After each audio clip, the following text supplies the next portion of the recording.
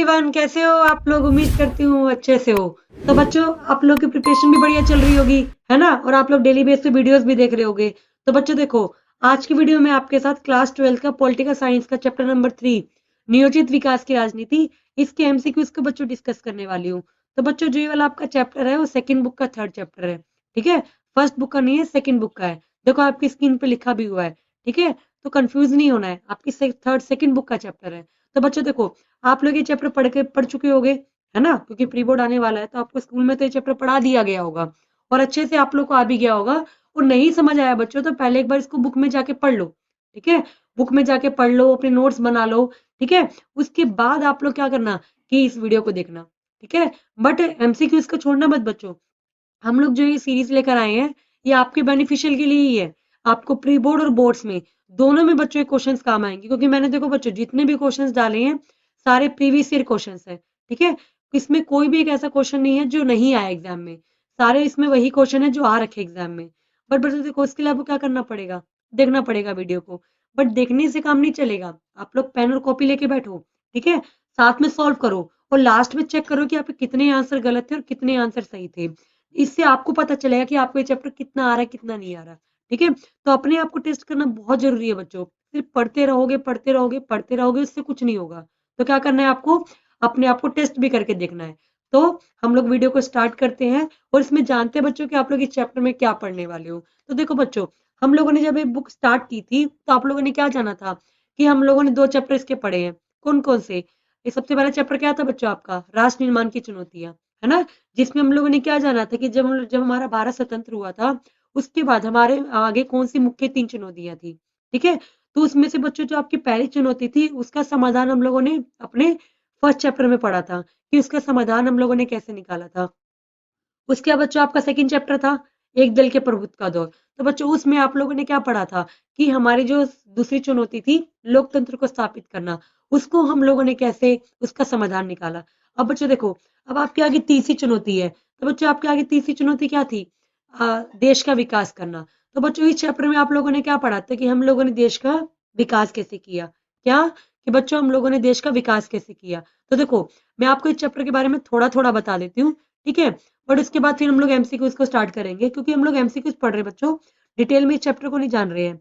But मैं थोड़ा थोड़ा आप लोग को बता देती हूँ ताकि आप लोग को इस चैप्टर के बारे में पता चल सके। तो बच्चों देखो, जब हम लोग को अपने देश का विकास करना था, क्या कि बच्चों जब हम लोग ने अपने देश का विकास करना था तो हमारे आगे 2 धारणाएं थी, यानी कि बच्चों हमारे आगे दो विकल्प थे जिसके थ्रू हम लोग अपने देश का विकास कर सकते थे। तो पहले बेटा देखो, पहला मॉडल था आपके पास कौन सा? पूंजीवादी मॉडल। कौन सा मॉडल था? पूंजीवादी मॉडल। ठीक है, और बच्चों दूसरा क्या था आपके पास? समाजवादी मॉडल। कौन सा था आपका? समाजवादी मॉडल। तो बच्चों हमारे आगे 2 मॉडल थे, क्या करने के लिए? विकास करने के लिए। तो बच्चों देखो, जो पूंजीवादी मॉडल था वो अमेरिका फॉलो करता था। कौन फॉलो करता था? अमेरिका। जबकि समाजवादी मॉडल आपका कौन फॉलो करता था? सोवियत संघ। कौन फॉलो करता था? सोवियत संघ फॉलो करता था। ठीक है बच्चों, इसके अलावा बेटा पूंजीवादी मॉडल को हम लोग क्या बोलते हैं? उदारवादी मॉडल। क्या बोलते हैं? उदारवादी विचारधारा। ठीक है, और बच्चों समाजवादी मॉडल को हम लोग क्या बोलते हैं? मॉक्सवादी। क्या बोलते हैं बच्चों? मॉक्सवादी। ठीक है, तो बच्चों इसको मॉक्सवादी विचारधारा के नाम से भी जाना जाता है, क्योंकि बेटा इसको मॉक्स ने बनाया था। तो बच्चों देखो, ये दोनों विचारधाराएं अलग अलग थी। क्या थी? अलग अलग थी। तो बेटा देखो, इसमें मेन मोटिव क्या था? लाभ कमाना। क्या? सिर्फ लाभ कमाना। और बच्चों इसमें मेन मोटिव क्या था? गरीबों के लिए काम करना। क्या? गरीबों के हित के लिए काम करना। तो बच्चों ये, अब हम लोग जब भारत आजाद हुआ तो बड़ी मुश्किल चुनौती थी, करे तो करे क्या, क्योंकि बेटा हमारे देश में देखो गरीब भी बहुत थे जब भारत आजाद हुआ। तो बेटा गरीबों के लिए हित के लिए भी काम करना था और प्रॉफिट भी अर्न करना था, क्योंकि देखो प्रॉफिट अर्न नहीं करेंगे तो पैसा नहीं आएगा और पैसा नहीं आएगा तो देश का विकास नहीं हो सकता। ठीक है, तो ये चैप्टर में बेटा हमारा पहले सबसे पहला जो मेन टॉपिक था यही था कि जब हम लोग को विकास करना था तो हमारे आगे 2 मॉडल थे, एक तो पूंजीवादी और दूसरा समाजवादी। ठीक है, तो बच्चे चैप्टर का थोड़ा सा बेसिक था। उसके बाद आप लोग चैप्टर को पढ़ना कि इसके तहत हम लोगों ने कैसे विकास किया, योजना के बारे में पढ़ोगे आप लोग इस चैप्टर में। उसके अलावा बेटा आप लोग डिफरेंट डिफरेंट टाइप्स की पंचवर्षीय योजना के बारे में पढ़ोगे। ठीक है, तो वो सब आपको पता होनी चाहिए बेटा। ठीक है, तो देखो बच्चों, अब हम लोग अपना फर्स्ट क्वेश्चन स्टार्ट करते हैं। तो देखो बेटा, आपकी स्क्रीन पे फर्स्ट क्वेश्चन है कि हमारे देश में, भारत में ऐसा कौन सा राज्य है जिसके पास लोहा अयस्क के विशाल भंडार है, मतलब बहुत ज्यादा मात्रा में पाया जाता है। क्या? लोह अयस्क। तो बेटा वो कहाँ पे है? आपके उड़ीसा में, जहाँ पे बेटा लोह अयस्क की मात्रा क्या है? बहुत ज्यादा है। ठीक है। और उसके बाद देखो बेटा, आपकी स्क्रीन पे सेकंड क्वेश्चन है कि विकास का अर्थ क्या था। मतलब बच्चों, जब हम लोग को अपने देश का विकास करना था, तो उसका अर्थ क्या था? तो बेटा जब हम लोग को देश का विकास करना था, तो उसका मतलब था कि हम लोग को अपना आर्थिक विकास करना है और आर्थिक सामाजिक न्याय, मतलब कि सबके साथ न्याय भी करना है। ठीक है। तो बच्चे इसका करेक्ट आंसर क्या था? ए और बी दोनों। क्योंकि बेटा देखो, हमें आर्थिक विकास भी करना था और सामाजिक न्याय करना था। तो हमारे देश के लिए बेटा विकास का मतलब क्या था? एक तो आर्थिक विकास और दूसरा सामाजिक न्याय। ठीक है। उसके बाद देखो, उसके बाद बेटा देखो, आपकी स्क्रीन पे तीसरा क्वेश्चन है कि डैश अमूमन उन लोगों को कहा जाता है बेटा जो गरीबों और पिछड़े सामाजिक समूहों के लिए काम करना चाहते थे। तो बेटा देखो, जब हम लोग को अपने देश का विकास करना था ना, तो उस टाइम पे दो तरीके के लोग थे। क्या? दो तरीके के लोग थे। देखो, तो जिन्होंने अपना हित रखा था, तो बेटा देखो, पहले थे आपके वामपंथी लोग। कौन थे बेटा? पहले थे आपके बेटा वामपंथी लोग, और दूसरे थे बेटा आपके दक्षिणपंथी लोग। कौन थे? दक्षिणपंथी लोग। तो बेटा देखो, जो वामपंथी लोग थे वो गरीबों के हित के लिए काम करना चाहते थे। वो ये लोग बोलते थे कि जब भी कोई देश में कोई भी रूल्स एंड रेगुलेशन या पॉलिसी बनाई जाए, वो किसको ध्यान में रखते हुए बनाई जाए? गरीबों और पिछड़े वर्ग को ध्यान में रखते हुए बनाई जाए। और बेटा दक्षिणपंथी लोग क्या कहते थे कि हमें अपने खुली मतलब खुला बाजार कर देना चाहिए और खुली प्रतिस्पर्धा रखनी चाहिए। क्या? खुली प्रतिस्पर्धा रखनी चाहिए, जहां पे सरकार का कंट्रोल ना हो। मतलब बेटा ये लोग चाहते थे ना कि हम लोग जो दक्षिण मतलब कि जो हमारा वेस्टर्न मॉडल है उसको अपनाए और अपने देश का विकास करें, यानी कि लाभ कमाए। ठीक है। तो बच्चों देखो, वामपंथी लोग गरीबों के हित के लिए काम करना चाहते थे, और दक्षिणपंथी लोग अपनी जो हमारी इकोनॉमी थी उसको खुला बाजार बनाना चाहते थे और खुली स्पर्धा रखना चाहते थे, ताकि हम लोग अपनी इकोनॉमी खोल देंगे तो बाहर के देश भी आके हमारे देश में इन्वेस्ट करेंगे, जिससे हमारे पास पैसा आएगा। ठीक है। तो बेटा दो तरीके की हमारे यहाँ पे विचारधारा थी। एक तो थे बेटा वामपंथी लोग और एक थे आपके दक्षिणपंथी लोग। ठीक है। तो बेटा आपसे पूछ रहा है कि उन लोगों को क्या कहा जाता था जो गरीबों गरीबों और पिछड़े वर्ग के समूहों के लिए काम करना चाहते थे। बेटा तो वो कौन लोग थे? वामपंथी लोग थे। कौन थे? वामपंथी लोग थे। उसके बाद बेटा देखो, नेक्स्ट क्वेश्चन है कि बेटा वह कौन लोग थे जो खुली प्रतिस्पर्धा और बाजार मुल्क अर्थव्यवस्था के जरिए देश का विकास करना चाहते थे। क्या? कि बेटा ऐसे लोग जो देश का विकास खुली प्रतिस्पर्धा और बाजार मुल्क अर्थव्यवस्था के आधार पर करना चाहते थे। तो बेटा ऐसे कौन से लोग थे? दक्षिणपंथी लोग थे। कौन थे? दक्षिणपंथी लोग।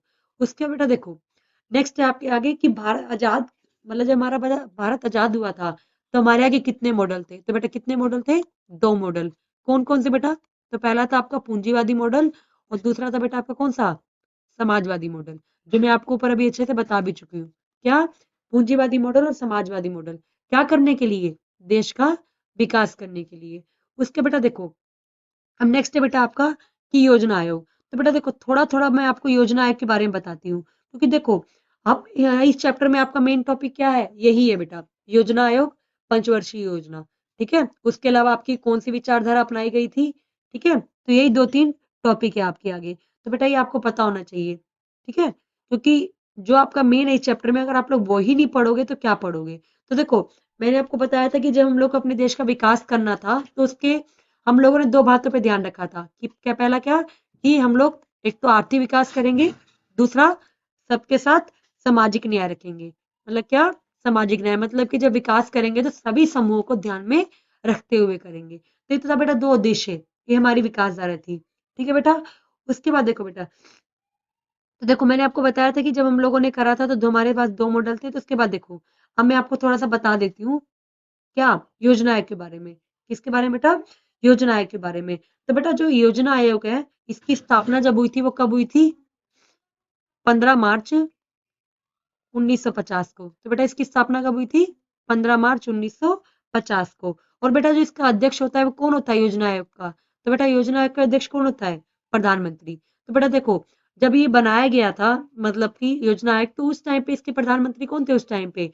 जवाहरलाल नेहरू। तो इसलिए उस टाइम पे बेटा इसके अध्यक्ष कौन थे?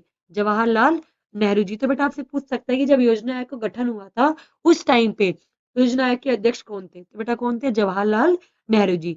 उसके बेटा जो एक संगठन है वो कैसा संगठन है? एक गैर संवैधानिक संगठन है। क्या है? गैर संवैधानिक। गैर संवैधानिक का मतलब होता है बेटा कि इस संगठन के बारे में हमारे संविधान में नहीं लिखा गया है। क्या नहीं लिखा गया है? इसलिए बेटा इस संगठन को हम लोग क्या बोलते हैं? गैर संवैधानिक निकाय। तो बेटा इस बात का आप लोग ध्यान रखना। और बेटा इसके कार्य क्या थे? तो मैं आपको इसके कार्य बता देती हूँ, क्योंकि एग्जाम में पूछ सकता है। आपको 4 ऑप्शन दे देगा और बोलेगा कि इनमें से कौन सा योजना आयोग का कार्य है या तो नहीं है। तो आपको अगर आपको पता होगा तो दिक्कत नहीं होगी। तो बेटा पहला इसका कार्य क्या था? पंचवर्षीय योजना बनाना। क्या बनाना? पंचवर्षीय योजना बनाना। ठीक है, तो बेटा पहला काम तो इनका ये था कि पंचवर्षीय योजना बनाना। उसके बेटा इसके इनके आगे दूसरा काम क्या था? कि विभिन्न राज्यों और मंत्रालयों को वित्त आवंटन करना। वित्त मतलब कि बेटा पैसा, कि किसके पास कितना पैसा रहेगा, किसके पास कितना पैसा जाएगा, ये भी इसका काम था। क्या? वित्त का आवंटन करना। क्या? वित्त का आवंटन करना। तो बेटा दूसरा काम इनका ये था। ठीक है, उसके बेटा तीसरा काम क्या था? कि जो भी आपके विभिन्न कार्यक्रम है उनका निर्धारण करना। क्या? विभिन्न कार्यक्रम के भी निर्धारण करना कि कौन सा काम कौन करेगा। ठीक है, उसके बेटा चौथा था आपका कि योजना के समय प्रगति का आकलन करना, कि बेटा कोई भी योजना कितने समय तक काम करेगी, क्योंकि देखो हमारे देश जो था सभी सभी सेक्टर का विकास एक साथ नहीं कर सकता था। तो इसका मतलब क्या था बेटा कि हम एक एक करके विकास करेंगे। इसलिए बेटा इनका नेक्स्ट काम क्या था? प्रगति के लिए अंतराल बनाना। क्या बनाना? प्रगति के लिए अंतराल बनाना। क्या बनाना? अंतराल। ठीक है, उसके बाद बेटा देखो, उसके बाद आप लोग स्क्रीन पे नेक्स्ट क्वेश्चन है।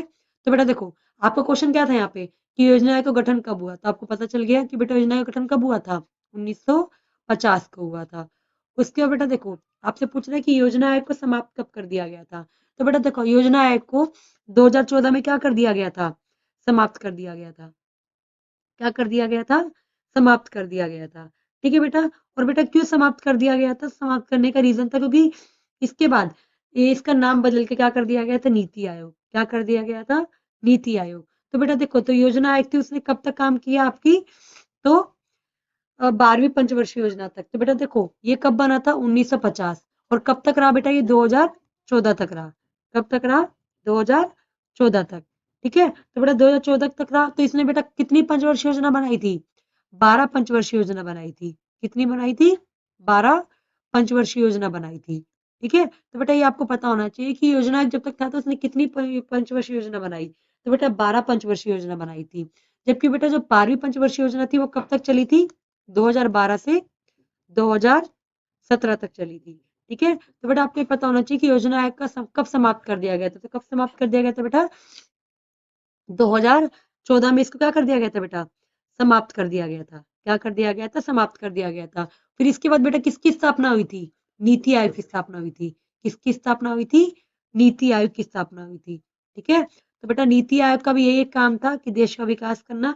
जैसे कि योजना को काम था वही इसका काम था, बट इसका नाम चेंज कर दिया गया था। ठीक है बेटा, तो बेटा नीति आयोग की फुल फॉर्म कभी कभी पूछता है आपसे। तो बेटा नीति आयोग की फुल फॉर्म, नीति की फुल फॉर्म क्या होती है?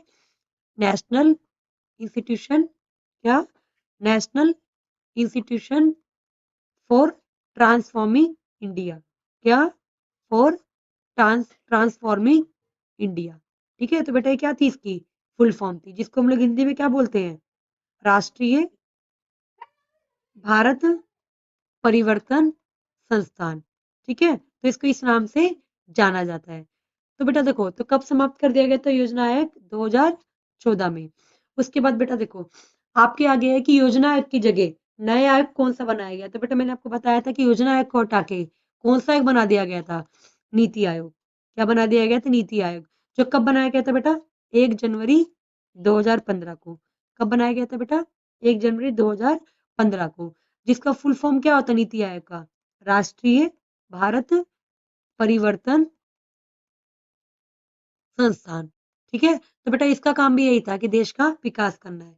तो बेटा इसका भी अध्यक्ष कौन था? प्रधानमंत्री। कौन था? प्रधानमंत्री। ठीक है, कौन थे? प्रधानमंत्री। ठीक है बेटा, अब इसके बाद बेटा देखो इसका सीईओ कौन होता है? तो बेटा इसका सीईओ कौन होता है? नीति आयोग। और इसमें बेटा कितने मेंबर्स होते हैं? तो बेटा इसमें 3 मेंबर होते हैं। कितने मेंबर होते हैं? 3 मेंबर। तो बेटा एक तो आपका प्रधानमंत्री होता है और 2 मेंबर है जिसको कौन चुनता है? आपके के प्रधानमंत्री जी सुनते हैं। कौन सुनते हैं? प्रधानमंत्री जी सुनते हैं। ठीक है बेटा, तो इस बात को आप लोग ध्यान रखना कि इसको कौन चुनता है। ठीक है, उसके बेटा देखो उसके बाद देखो, अब उसके बाद आपका नेक्स्ट क्वेश्चन है कि बॉम्बे प्लान का संबंध किस वर्ष से है? तो बेटा एक बॉम्बे प्लान बनाया गया था। क्यों बनाया गया था बॉम्बे प्लान? मतलब बेटा देखो वहां पे इंडस्ट्री को विकास करने के लिए बॉम्बे प्लान बनाया गया था। तो आपसे पूछ रहा है कि बॉम्बे प्लान कब बनाया गया था? तो बेटा कब बनाया गया था? 1944 में बनाया गया था। कब बनाया गया था? 1944 में। तो कई बार क्वेश्चन आता है एग्जाम में, इसके बारे में बेटा आपसे डिटेल में नहीं पूछेगा, बट इतना पूछेगा कि बॉम्बे प्लान कब बनाया गया था।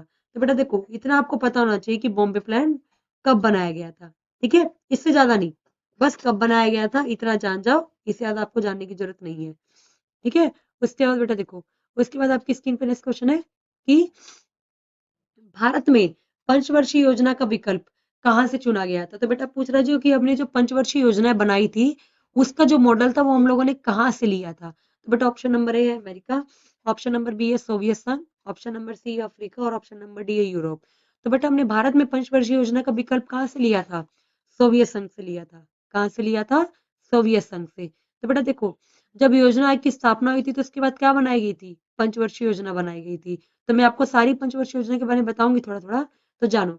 ठीक है, तो पहले देखो, अब आपके आगे आ गया कि आपकी जो पहली पंचवर्षीय योजना थी, क्या पहली पंचवर्षीय योजना में किसको महत्व दिया गया था? तो बच्चों ध्यान से समझो कि जब योजना बना था ना, तो उन लोगों ने पंचवर्षीय योजना बनाई। तो बेटा पंचवर्षीय योजना में ये बोला गया था कि ये 5-5 वर्षों के लिए बनाई गई थी, इसलिए इसका नाम क्या है? पंचवर्षीय योजना।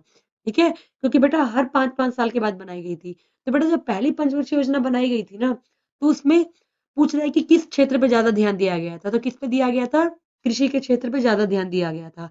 ठीक है, बट पंचवर्षीय योजना अभी तक कितने सालों के लिए बनाई जाती है? 5। कितनी? 5। तो बेटा हम लोगों ने अभी तक कितनी पंचवर्षीय योजना बनाई है? 12 पंचवर्षीय योजना। कितनी? 12 पंचवर्षीय योजना। ठीक है, तो बेटा पहली क्या थी? कृषि के लिए बनाई गई थी। और इसका बेटा मेन मोटिव क्या था? विकास करना। तो बेटा पहली पंचवर्षीय योजना कब बनाई गई थी? 1951 से 1956 में बीच की बनाई गई थी। कब बनाई गई थी? 1951 से 1956 के बीच में। और बेटा इसके अध्यक्ष कौन थे? तो बेटा इसके अध्यक्ष थे के एन राज। कौन थे? के एन राज क्या थे बेटा? इसके अध्यक्ष थे। और बेटा इनका मुख्य उद्देश्य क्या था? कृषि के क्षेत्र का विकास करना। क्या? कृषि के क्षेत्र का विकास करना। क्योंकि बेटा हमारे भारत को पता था कि हम लोग सभी सेक्टर का विकास एक साथ नहीं कर सकते, तो इसलिए बेटा पंचवर्षीय योजना के तहत हम लोगों ने एक एक सेक्टर लेकर क्या किया था? देश का विकास किया था। तो बेटी पहली जब पंचवर्षीय योजना की गई थी ना, तो कृषि का विकास करने के लिए सबसे पहले हम लोगों ने क्या बनाया था? बाकड़ा नागल बांध बनाया था। क्या बनाया था? बाकड़ा नागल बांध, जो कहाँ बनाया गया बेटा? नर्मदा नदी पे बनाया गया है। कहाँ बनाया गया है? नर्मदा नदी पे बनाया गया है। ठीक है, तो इसकी परियोजना आई थी बेटा। इसके अलावा बेटा हम लोगों ने भूमि सुधार किए थे। क्या किए थे? भूमि सुधार किए थे। क्या किए थे? भूमि सुधार। और बेटा इसका उद्देश्य क्या था इस योजना का? तो बेटा इस योजना का उद्देश्य था कि देश की राष्ट्रीय आय को बढ़ाना। क्या? देश की राष्ट्रीय आय को बढ़ाना। क्या? देश की राष्ट्रीय आय को बढ़ाना। और और जो बचत होगी, जो पैसा आएगा उसको क्या करना? निवेश करना। क्या? निवेश करना। ठीक है बेटा, तो ये सब इंपॉर्टेंट है, आप लोग को पता होना चाहिए। उसके बाद देखो, उसके बेटा नेक्स्ट क्वेश्चन है कि प्रथम पंचवर्षीय योजना के मुख्य अर्थशास्त्री कौन थे? तो बेटा अभी मैंने आपको बताया कौन थे? के एन राज। कौन थे? के एन राज। ठीक है, उसके बाद देखो बेटा, अब आपके आगे बेटा दूसरी पंचवर्षीय योजना में किसको सबसे अधिक महत्व दिया गया था? तो बेटा दूसरी पंचवर्षीय योजना में उद्योग के क्षेत्र को ज्यादा प्रोत्साहित किया गया था। किसको? उद्योग के क्षेत्र को। ठीक है बेटा, किसको? उद्योग के क्षेत्र को। तो बेटा इसमें मेन थे। ठीक है, तो उनका मैं आपको नाम बता दूंगी कि बेटा इसके अध्यक्ष कौन थे। तो बेटा दूसरी पंचवर्षीय योजना के अध्यक्ष कौन थे? तो कौन थे बेटा आपके? पीसी महालनोबिस। कौन थे बेटा? पीसी महालनोबिस क्या थे? इसके अध्यक्ष थे। क्या थे? अध्यक्ष थे। और बेटा इस क्षेत्र क्या था? किस क्षेत्र में विकास करना था? तो बेटा उद्योगों के लिए, अगर उद्योगों का विकास करना है तो किस क्षेत्र में विकास करना पड़ेगा? बिजली, रेलवे, इस्पात, इसके अलावा बेटा आपका मशीनरी और आपका संचार। तो बेटा अगर किसी क्षेत्र का विकास, मतलब उद्योग क्षेत्र का विकास करना, तो इन सब क्षेत्रों का क्या करना पड़ेगा आपको? विकास करना पड़ेगा। क्या करना पड़ेगा? विकास करना पड़ेगा। तो बेटा विकास करने के लिए सबसे बड़ी प्रॉब्लम क्या थी? कि हमारे पास पैसा नहीं था। क्या नहीं था? पैसा नहीं था। तो उस टाइम पे बड़ी दिक्कत हो रही थी विकास करने के लिए। उसके बाद बेटा देखो, उसके बाद आपकी स्क्रीन पे नेक्स्ट क्वेश्चन है कि दूसरी पंचवर्षीय योजना कब लागू की गई थी? क्या? कब लाई गई थी? तो बेटा कब लाई गई थी? 1956 में। कि बेटा देखो, दूसरी पंचवर्षीय योजना का टाइम पीरियड क्या था? 1956 से 1961। क्या था? 1956 से 1961 तक का क्या था इसका? सेकंड का टाइम पीरियड था।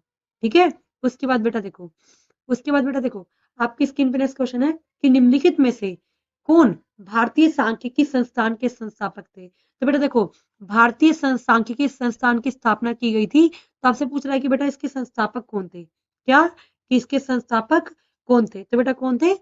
पीसी महालनोबिस। कौन थे? पीसी महालनोबिस।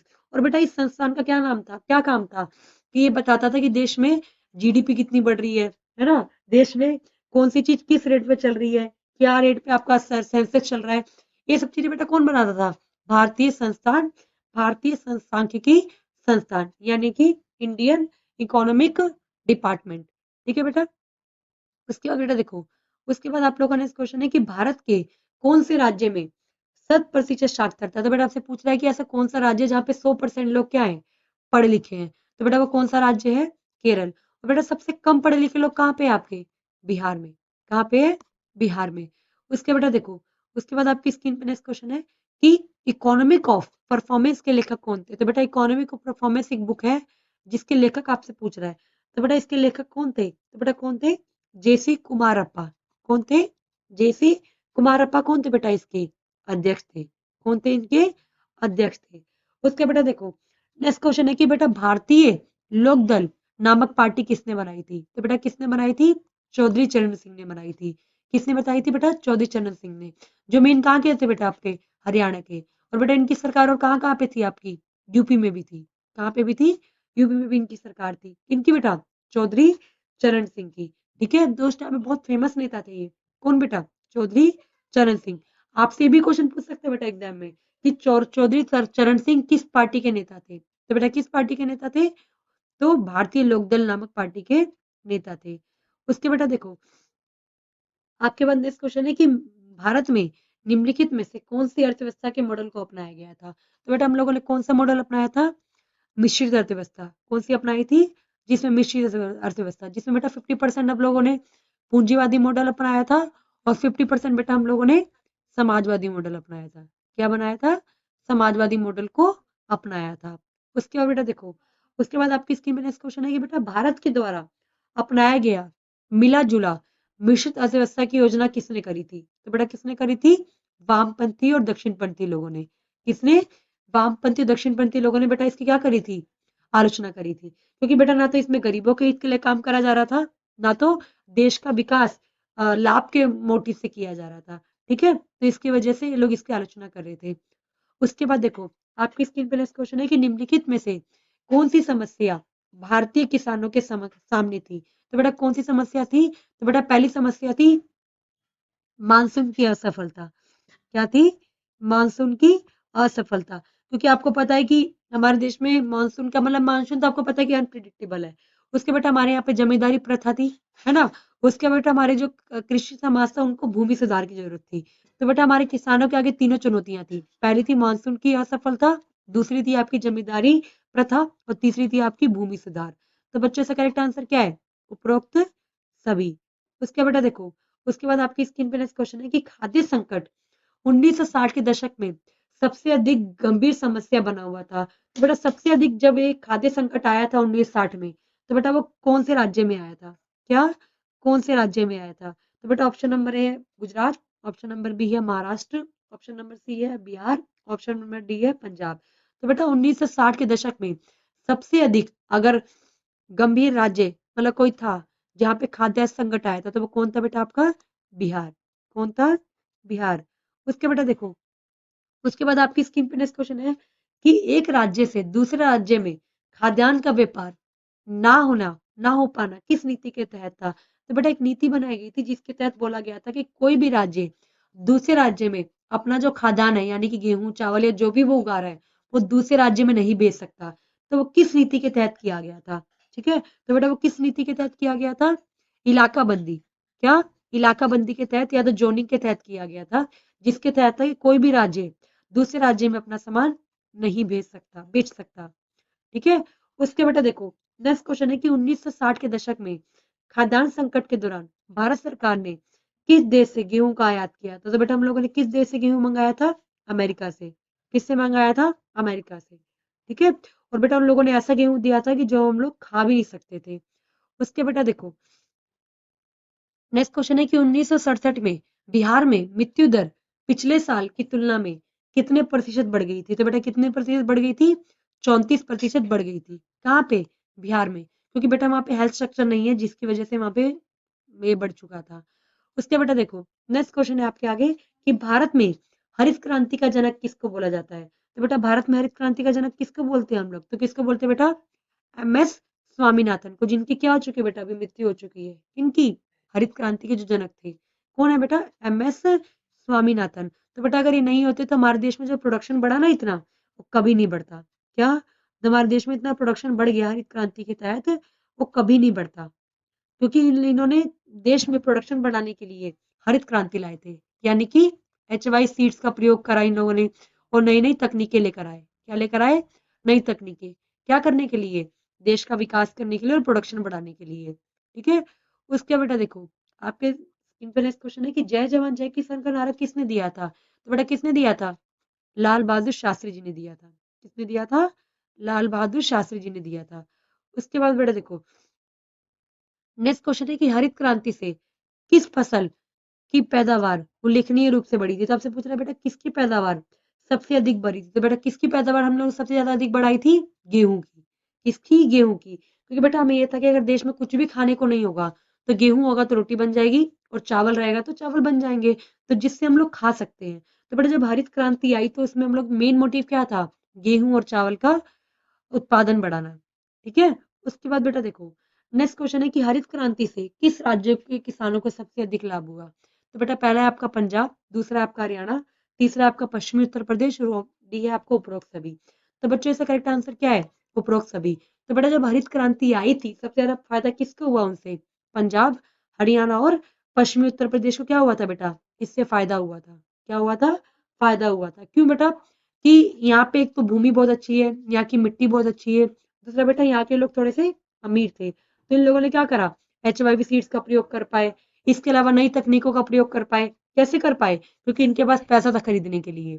ठीक है। क्योंकि हमारे देश में गरीबी बहुत थी, तो हरित क्रांति तो आ गई, पर इसका प्रयोग सब लोग नहीं कर पाए क्योंकि हमारे पास पैसा नहीं था प्रयोग करने के लिए। ठीक है। टेक्निक हमारे पास शिक्षित नहीं थे हमारे किसान, जिसकी वजह से। ठीक है। उसके बाद देखो उसके बाद आपकी स्क्रीन में नेक्स्ट क्वेश्चन है कि वर्गीज कुरियन किस नाम से प्रसिद्ध थे? तो बेटा जो वर्गीज कुरियन थे एक मतलब थे जिन्होंने वो बहुत फेमस थे हमारी इंडिया में। तो बेटा वो क्यों फेमस थे? क्योंकि बेटा इनको मिल्क मैन ऑफ इंडिया के नाम से जाना जाता है। किस नाम से जाना जाता है? मिल्क मैन ऑफ इंडिया के नाम से जाना जाता है। क्योंकि बेटा ये हमारे देश में क्या लेकर आए थे? श्वेत क्रांति लेकर आए थे। क्या लेकर आए थे? श्वेत क्रांति। किसका प्रोडक्शन बढ़ाने के लिए बेटा? दूध का प्रोडक्शन। क्या? दूध का उत्पादन बढ़ाने के लिए क्या लेकर आए थे ये श्वेत क्रांति? कौन बेटा? वर्गीज कुरियन। ठीक है। उसके बाद देखो उसके बाद आपका नेक्स्ट क्वेश्चन है कि श्वेत क्रांति का संबंध किससे है? तो बेटा श्वेत क्रांति का संबंध किससे था? डेयरी कार्यक्रम से। डेयरी मतलब कि दूध का प्रोडक्शन बढ़ाने के लिए, या दूध से जो भी चीजें बन सकती है उनका प्रोडक्शन बढ़ाने के लिए। उसके बाद देखो बेटा नेक्स्ट क्वेश्चन है, एक चीज बेटा आपको और बताती हूँ मैं यहाँ पे, देखो जरा। गेहूं का प्रोडक्शन बढ़ाने के लिए हम लोग बेटा क्या लेकर आए थे? हरित क्रांति लेकर आए थे। क्या लेकर आए थे? हरित क्रांति लेकर आए थे। ठीक है। उसके बाद बेटा देखो उसके बाद आपकी स्क्रीन पर नेक्स्ट क्वेश्चन है कि 1950 से 1980 के बीच भारत की अर्थव्यवस्था का सालाना कितने प्रतिशत रफ्तार बढ़ रही थी? क्या? तो बेटा आपसे पूछ रहा है कि 1950 से 1960 के दशक में हमारा जो अर्थव्यवस्था है उसकी सालाना मतलब जो पैदा प्रतिशत है कितने प्रतिशत से धीमी रफ्तार से बढ़ रही थी? मतलब हमारी जो अर्थव्यवस्था है तो बेटा किस प्रतिशत से बढ़ रही थी? तो बेटा 3 से 3.5% से हमारी जो अर्थव्यवस्था है हर साल क्या हो रही थी? बढ़ रही थी। यानी कि बहुत धीमी तरीके से क्या हो रही थी? बढ़ रही थी। उसके बेटा देखो नेक्स्ट क्वेश्चन है कि नीति आयोग के अध्यक्ष कौन होते हैं? तो बेटा कौन होते हैं? मैं आपको ऊपर बता चुकी हूँ। कौन होते हैं बेटा? प्रधानमंत्री। कौन होते हैं? प्रधानमंत्री। उसके बाद देखो उसके बाद आपकी स्क्रीन में नेक्स्ट क्वेश्चन है बेटा कि नीति आयोग का आ, कब गठन हुआ था? तो बेटा नीति आयोग का गठन कब हुआ था? 1 जनवरी 2015 को। कब हुआ था? 1 जनवरी 2015 को इसका क्या हुआ था बेटा?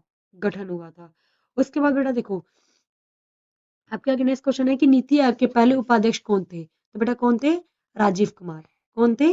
राजीव कुमार। जो बेटा अभी कौन है? वो अभी चुनाव आयोग के अध्यक्ष हैं। कौन है अभी वर्तमान में? वो अभी चुनाव आयोग के अध्यक्ष हैं। बट जब ये नीति आयोग बनाया गया था, कब बनाया गया था? 1 जनवरी 2015 को। तब उस टाइम उसके उपाध्यक्ष कौन थे? राजीव कुमार। कौन थे? राजीव कुमार थे। ठीक है। उसके बाद बेटा देखो, राजीव कुमार, सॉरी बेटा, राजीव कुमार नहीं, आपके अरविंद पनगड़िया। कौन थे बेटा? अरविंद पनगड़िया क्या थे बेटा? इसके अध्यक्ष थे। क्या थे? इसके अध्यक्ष थे। ठीक है। तो बेटा, और अभी चुनाव आयोग के वर्तमान में अध्यक्ष कौन है आपके? राजीव कुमार। कौन है? राजीव कुमार। ठीक है बेटा। उसके बाद बेटा देखो, अच्छा पहले उपाध्यक्ष है, तो बेटा देखो थोड़ा क्वेश्चन ध्यान से पढ़ो। तो बेटा क्वेश्चन ध्यान से पढ़ोगे तो ये अरविंद कौनतिया। उसके बाद बेटा देखो, आपसे पूछेगा कि करंट में इसके अध्यक्ष कौन है, तो बेटा करंट में इसके अध्यक्ष कौन है? राजीव कुमार। कौन है? राजीव कुमार। उसके बाद बेटा देखो, आपकी स्क्रीन में नेक्स्ट क्वेश्चन है कि राष्ट्रीय विकास परिषद की स्थापना कब हुई थी? तो बेटा राष्ट्रीय विकास परिषद की स्थापना कब हुई थी? तो कब हुई थी बेटा? 1952 में हुई थी। क्या हुई थी? 1952 में। और क्यों हुई थी बेटा? क्यों हुई थी? तो बताएगा मुझे कि बेटा राष्ट्रीय परिषद विकास की स्थापना क्यों हुई थी? बेटा क्यों हुई थी इसकी स्थापना? तो बेटा देखो, राज्यों की भागीदारी बढ़ाने के लिए, मतलब देखो, जो हमारे देश का विकास हो रहा था, उसमें राज्यों की भागीदारी बढ़ाने के लिए हम लोगों ने क्या किया था? राष्ट्रीय विकास परिषद बनाया था। क्या बनाया था? राष्ट्रीय विकास परिषद। तो बेटा इसके भी अध्यक्ष कौन होते हैं? तो बेटा इसके भी अध्यक्ष कौन होते हैं आपके? प्रधानमंत्री। कौन होते हैं? प्रधानमंत्री। कौन होते हैं बेटा? प्रधानमंत्री। तो बेटा देखो, इसमें मेन लोग कौन होते हैं आपके? अध्यक्ष तो प्रधानमंत्री हो गया। इसके अलावा बेटा इसमें कौन लोग होते हैं? राज्यों के मुख्यमंत्री। कौन होते हैं? राज्यों के मुख्यमंत्री। इसके अलावा वो केंद्र प्रशासित प्रदेश के भी रहते हैं। ठीक है बेटा। उसके अलावा बेटा इसमें योजना आयोग के सदस्य रहते हैं। कौन रहते हैं? योजना आयोग के इसमें सदस्य रहते हैं। और आपके कैबिनेट मंत्री रहते हैं। कौन रहते हैं? कैबिनेट मंत्री। ठीक है बेटा, कैबिनेट मंत्री। उसके बेटा देखो, अब आपकी स्क्रीन पर क्वेश्चन है कि एक साथ कितने निजी बैंकों का राष्ट्रीयकरण कर दिया गया था? मतलब जो बेटा प्राइवेट बैंक थे, उनका राष्ट्रीयकरण कर दिया गया था, मतलब पब्लिक बैंक बना दिया गया था। तो बेटा ऐसे कौन कौन से बैंक थे? 14 बैंक थे। कितने बैंक थे? 14 बैंक थे। उसके बेटा देखो, आपकी स्क्रीन पर नेक्स्ट क्वेश्चन है कि भारत में पंचवर्षीय योजना, और आपसे पूछ रहा है कि भारत में पंचवर्षीय योजना की शुरुआत कब की गई थी? तो बेटा कब की गई थी? 1951 में। कब की गई थी? 1951 में इसकी शुरुआत की गई थी। उसके बेटा देखो, आपकी स्क्रीन पर नेक्स्ट क्वेश्चन है कि द्वितीय पंचवर्षीय योजना का कार्यकाल कब था? ठीक है। तो बेटा नेक्स्ट इस पे का, तो देखो, तो द्वितीय पंचवर्षीय योजना का जो कार्यकाल था वो कब तक था? तो बेटा 1956 से लेके 1961 तक था। कब था? 1956 से 1961 तक। उसके बेटा देखो, आपसे नेक्स्ट क्वेश्चन है कि भारत में नई आर्थिक नीति, मतलब न्यू इकोनॉमी पॉलिसी, क्या न्यू इकोनॉमिक पॉलिसी कब बनाई गई थी? तो बेटा कब बनाई गई थी? 1991 में। कब बनाई गई थी? 1991 में। जिसका क्या था? जिसके तहत क्या लाया गया था? एलपीजी लाया गया था। जिसमें एल का मतलब क्या था बेटा? लिबराइजेशन। क्या था आपका? लिबराइजेशन।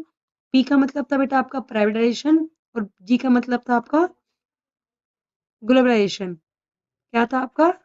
ग्लोबलाइजेशन। ठीक है। उसके बाद देखो, उसके बाद आपकी स्क्रीन में नेक्स्ट क्वेश्चन है कि बेटा हमारी नियोजन अर्थव्यवस्था किस विचारधारा पर आधारित थी? तो बेटा किस पर आधारित थी? लोकतांत्रिक समाजवाद पर आधारित थी। क्योंकि इसी के तहत हम लोगों ने क्या बनाया था?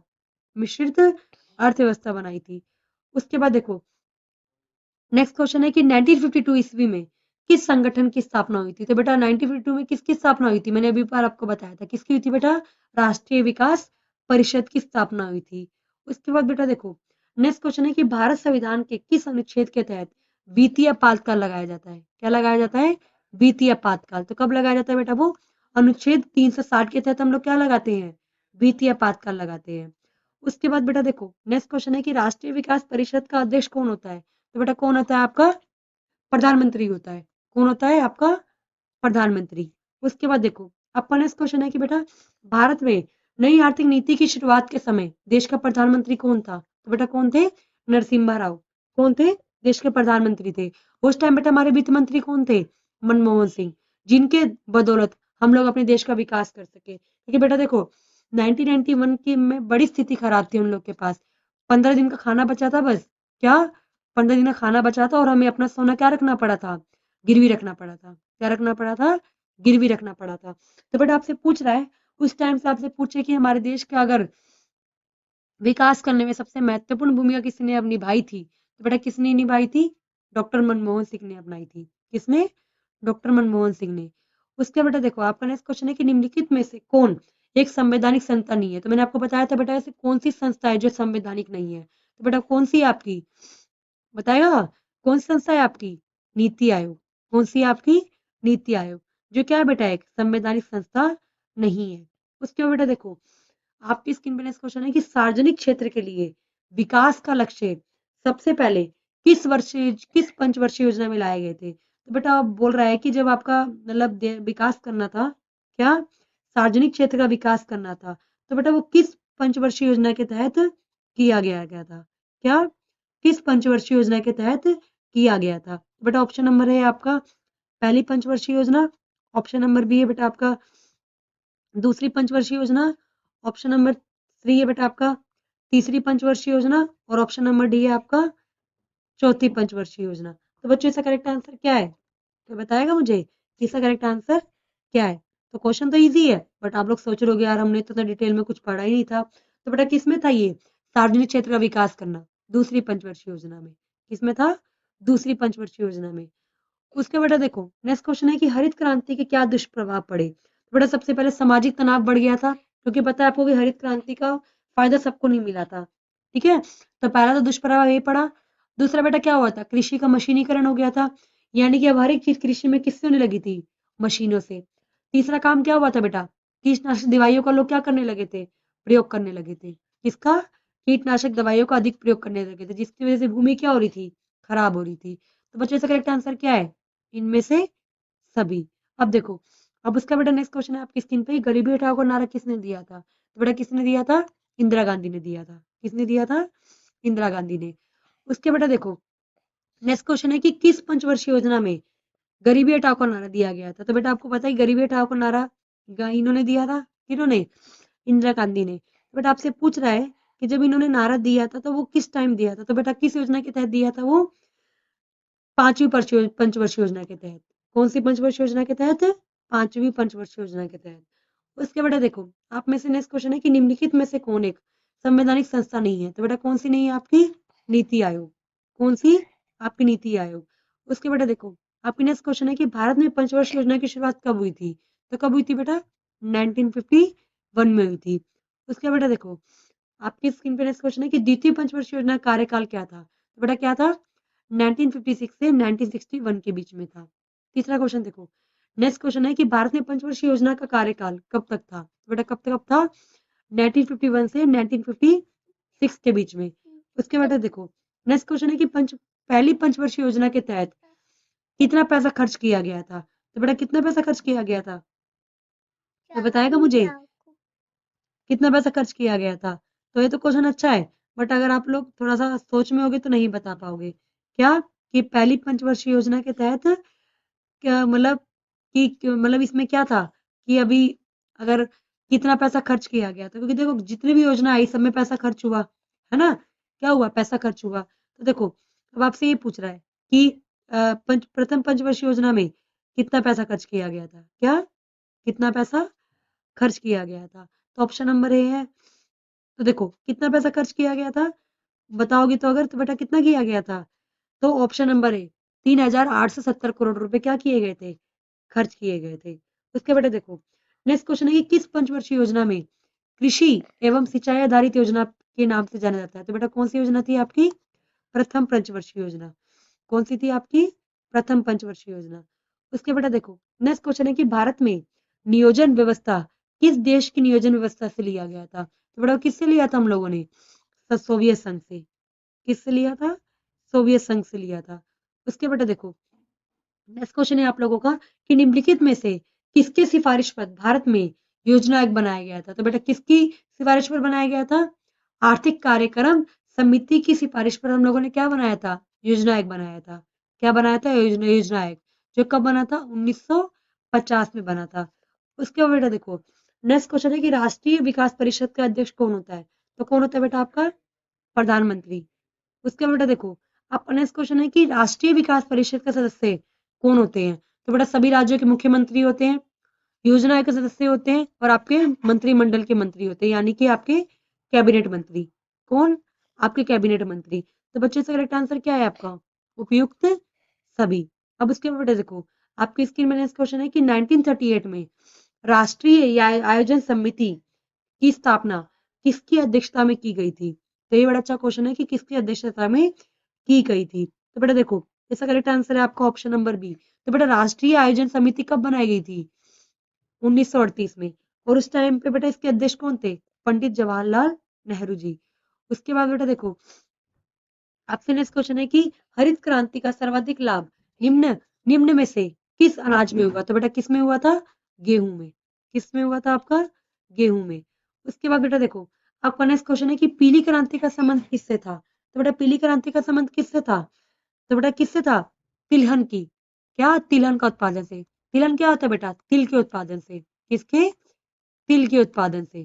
ठीक है। उसके बाद बेटा देखो, आपका नेक्स्ट क्वेश्चन है कि श्वेत क्रांति की शुरुआत किस राज्य में हुई थी? तो बेटा श्वेत क्रांति की शुरुआत कहाँ पे हुई थी आपकी? गुजरात में हुई थी। कहाँ पे हुई थी? गुजरात में हुई थी। ठीक है। जिसकी वजह से आपका क्या बना था? अमूल बना था। ठीक है। तो बेटा देखो, अब आपसे पूछ रहा है कि श्वेत क्रांति का संबंध किससे है? तो बेटा किससे है? दूध के उत्पादन से है। किससे है? दूध के उत्पादन से। उसके बेटा नेक्स्ट क्वेश्चन है कि श्वेत क्रांति के जनक हम लोग किसको बोलते हैं? तो बेटा किसको बोलते हैं? वर्गीज कुरियन को। इसलिए इनको बेटा इनको किस नाम से जानते हैं? Milkman of India. किस नाम से? मिल्कमैन ऑफ इंडिया के नाम से जाना जाता है। उसके बाद देखो, नेक्स्ट क्वेश्चन है आप लोगों का कि अमूल नामक जो सहकारी आंदोलन था वो कहाँ पे शुरू हुआ था? तो बेटा कहाँ पे हुआ था? आनंद में। कहाँ पे हुआ था? आनंद बेटा एक जगह है गुजरात में, यहाँ पे इसकी शुरुआत हुई थी। ठीक है। तो बेटा अमूल की फुल फॉर्म भी ऐसी ही है। ठीक है। उसके बाद बेटा देखो, नेक्स्ट क्वेश्चन है कि ऑपरेशन फ्लड किससे संबंधित है? तो बेटा ऑपरेशन फ्लड क्यों लाया गया था? तो बेटा जो ऑपरेशन फ्लड है वो किसका उत्पादन बढ़ाने के लिए लाया गया था? दूध का उत्पादन। किसका उत्पादन? दूध का उत्पादन। उसके बाद बेटा देखो, नेक्स्ट क्वेश्चन है कि सामाजिक क्या? कि सामाजिक न्याय के साथ विकास किस पंचवर्षीय योजना में किया गया था? तो बेटा किस पंचवर्षीय योजना में किया गया था? तो आपकी 5वीं पंचवर्षीय योजना में। किसमें? 5वीं पंचवर्षीय योजना में। उसके बेटा देखो, आपका नेक्स्ट क्वेश्चन है कि भारत में 14 बैंकों का राष्ट्रीयकरण कब किया गया था? क्या? कि भारत में 14 बैंकों का राष्ट्रीयकरण कब कर दिया गया था? तो बेटा कब कर दिया गया था? तो बेटा कब किया गया था? 1959 में किया गया था। कब किया गया था? 1959 में। उसके बेटा देखो, हरित क्रांति का दुष्प्रभाव क्या पड़ा? तो बेटा आपको पता है कि इसका दुष्प्रभाव क्या पड़ा था? कृषि का मशीनीकरण हो गया था, कीटनाशकों का प्रयोग शुरू हो गया था, है ना, सामाजिक तनावों में बढ़ोतरी हो गई थी और वाणिज्य के फसलों का अधिक उत्पादन हो गया था। है ना? क्या? वाणिज्य के फसलों का अधिक उत्पादन हो गया था। तो बेटा सबसे करंट क्या था? मतलब सबसे जो मेन थी इसकी प्रॉब्लम वो क्या थी? सामाजिक तनातनी बढ़ गई थी। उसके बेटा देखो, नेक्स्ट है कि भारतीय सांख्यिकी संस्थान की स्थापना किसने करी थी? तो बेटा किसने करी थी इसकी स्थापना? तो कौन थे बेटा इसकी स्थापना करने वाले? पीसी महालनोबिस। कौन थे? पीसी महालनोबिस। उसके बेटा देखो, नेक्स्ट क्वेश्चन है कि इसकी स्थापना कब हुई थी? तो बेटा कब हुई थी इसकी स्थापना? 1931 में हुई थी। कब हुई थी? 1931 में इसकी स्थापना हुई थी।